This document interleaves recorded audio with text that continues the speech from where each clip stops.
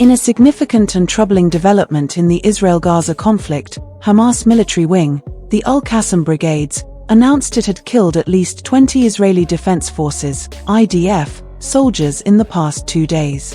These attacks, which Hamas describes as a series of coordinated multiple strikes and deadly ambushes, took place in northern Gaza, an area that has seen intense military activity as Israeli forces have conducted large-scale airstrikes and ground operations aimed at weakening Hamas military capacity and dismantling its infrastructure.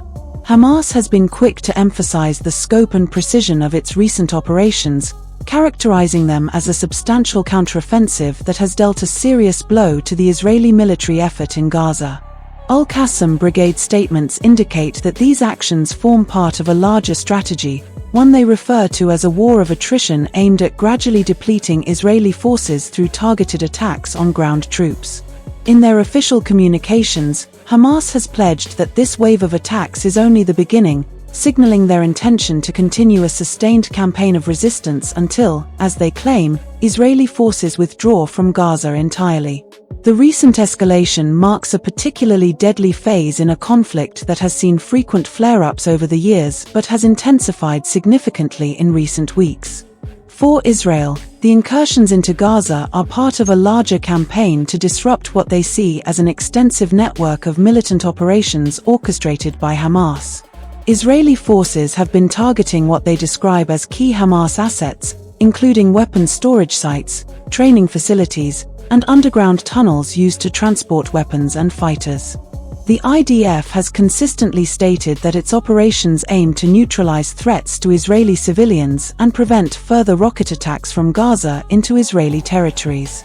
These operations, however, have come with substantial risks, as the presence of IDF soldiers on the ground in Gaza has opened them up to direct confrontations with Hamas fighters, who are highly familiar with the local terrain and have embedded themselves within densely populated urban areas. Hamas' strategy in recent weeks appears to involve leveraging this advantage, deploying ambush tactics and explosives to target Israeli troops. The Al-Qassam Brigade's recent ambushes are believed to have been carefully planned to exploit the challenging urban environment of Gaza, which includes a maze of alleys, buildings, and tunnels that create difficulties for the IDF's conventional forces. According to reports, the ambushes have demonstrated a degree of tactical planning that reflects an adaptation in Hamas' approach to fighting Israeli forces. In recent statements, Hamas has indicated that their fighters have employed hit-and-run tactics and mobile units, using familiar surroundings to inflict damage before rapidly redeploying to new positions. The presence of tunnels and underground networks has reportedly provided Hamas fighters with escape routes and allowed them to strike from unexpected angles, complicating efforts by the IDF to secure targeted areas. In response to these attacks, Israeli officials have reaffirmed their commitment to what they call a sustained operation aimed at dismantling Hamas military capabilities. The Israeli government maintains that its ground operations in Gaza are vital to countering Hamas and preventing further attacks on Israeli territory. However, this approach has been met with increasing resistance from Hamas, and Al-Qassam Brigade's claims of high IDF casualties may embolden them to continue, or even intensify, their attacks on Israeli troops stationed in Gaza. The escalation has led to calls from Hamas for a more extensive mobilization of Palestinian fighters and civilians, and the organization has reiterated its narrative of resistance against what it describes as Israel's occupation and aggression. For Hamas, these ambushes represent not only a tactical win but also a propaganda victory that they hope will inspire further support among Palestinians in Gaza and beyond. The group has pledged that it will not cease its attacks until the Israeli military presence in Gaza is withdrawn, presenting these recent strikes as part of a larger, existential struggle. On the Israeli side, the recent casualties add to the toll that the conflict has taken on IDF personnel and pose a significant political challenge for the Israeli government. The ongoing hostilities have already put tremendous pressure on Israel's resources, with extensive air and ground campaigns requiring substantial logistical and personnel support.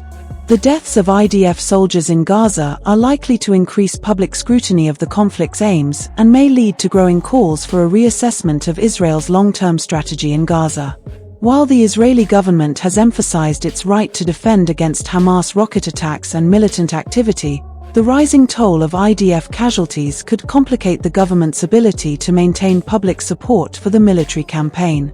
Meanwhile, the humanitarian situation in Gaza has reached critical levels.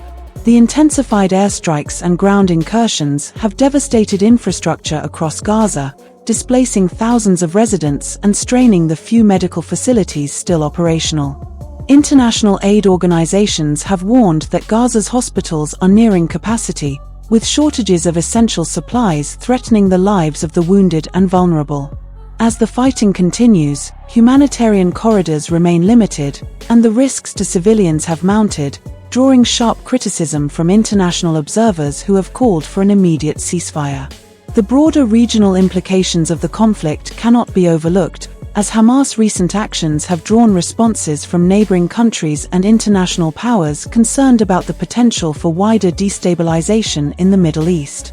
The Arab League and several regional governments have condemned the violence and expressed support for Palestinian civilians affected by the ongoing Israeli military campaign.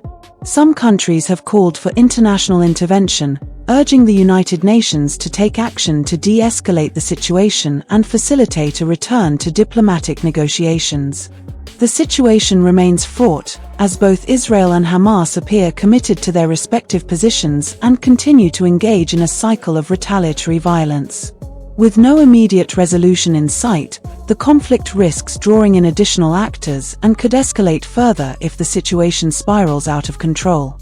Israel has deployed additional troops along its borders, and there are concerns that other regional actors sympathetic to Hamas or critical of Israel's actions could become involved, either directly or indirectly. This dynamic has heightened concerns among policymakers in the US and Europe, who fear that a prolonged and intensifying conflict in Gaza could have far-reaching implications, both in terms of regional stability and the humanitarian impact on Gaza's population.